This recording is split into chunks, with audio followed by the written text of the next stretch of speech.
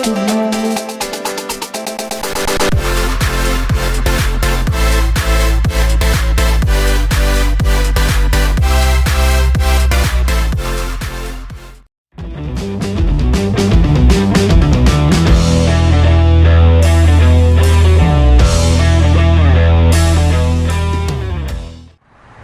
are back here at Kia of Anniston, Oxford for another edition of the Sam Adams Show. Another beautiful day here in, I guess this is Oxford, Alabama. It's the Motor Mile. It's pretty close to Oxford. It's right on the border of Oxford and Anniston.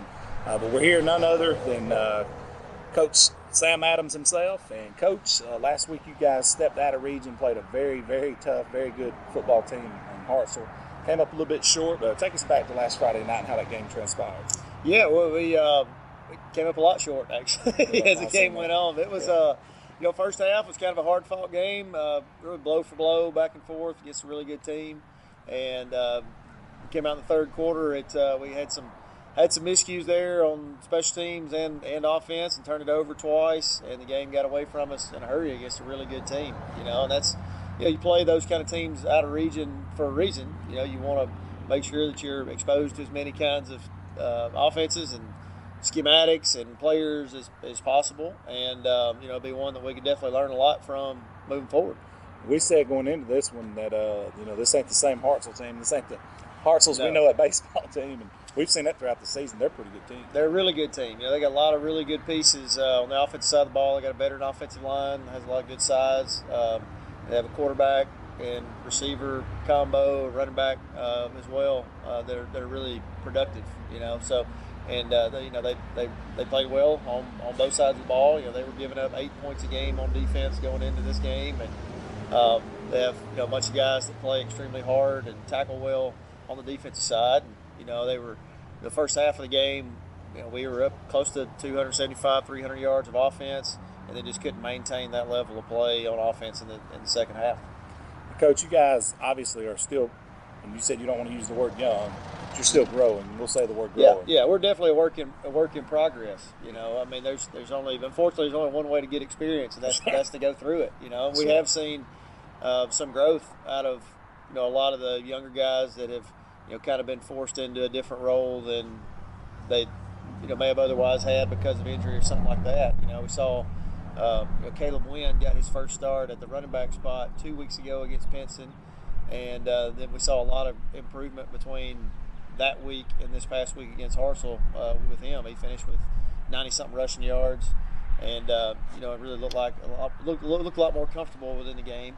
And that's kind of the way that it's going for us in a lot of spots right now. We got a lot of young guys, and they're moving along, and we're not playing our best football as we speak right now, but hopefully we will be playing our best football a month from now when the playoff time rolls around.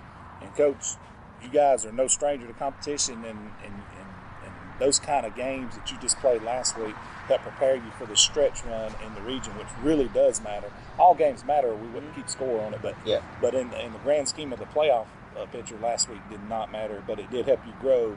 So now you're jumping back into region and playing a veteran coach with multiple state championships, Steve Mask. Although his team is in the same situation as yours at Pell City, they're a young, growing group. Talk about what you've seen from those guys on film.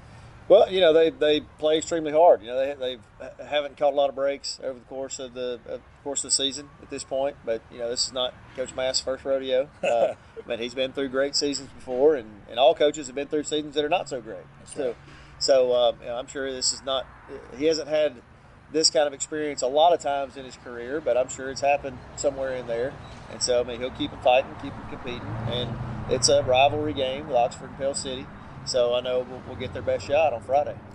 Coach, the uniforms even look similar. Yeah, that's right. Yep. A lot of people notice that right off the bat. They're like, man, these guys look real similar. I remember back in the day seeing, you'd see highlights on TV, and until you seen the name, you wouldn't know a lot of times who it was. But now that is, and you're correct. And he's in a similar situation as you were last year with a very young team, with a city that's really eager to get things rolling. So should be an interesting game. When you face someone like Coach Mask, I know you guys probably are friends off the field. Yeah. What's it like to have to scheme against a guy who's been there and done that, who's on the level that he has? Well, what you kind of expect is answers.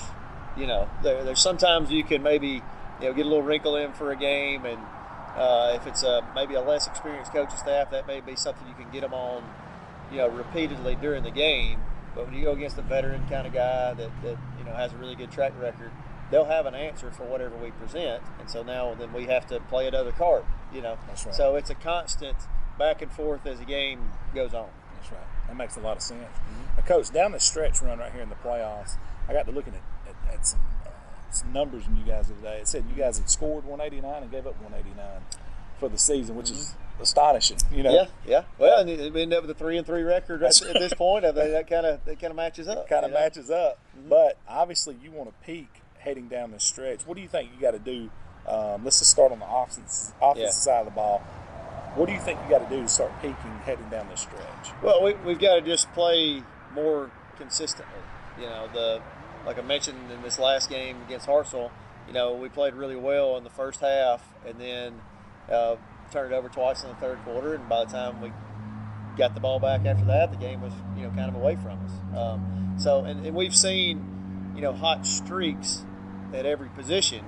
We just have to be able to put it all together at one time. And special teams wise, we've given up some big plays on special teams in the last few weeks. So, we're working now to find the right combination of players to be on the field for that. There's always that balance of trying to get some reps for younger guys or, playing more starters on the special teams. And, we're trying to work through that kind of equation right now so that we make the most out of any opportunity that we get there.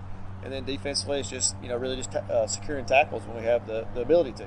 I think and probably any defense in the country would say that. Yeah. It's just important to make the tackles and get the guys on the ground on the first shot as many times as you can. And if not, it's important to have other guys running the football to be able to, clean up any missed tackle that we have. So, it's not really rocket science, but I think we've identified what the issues are.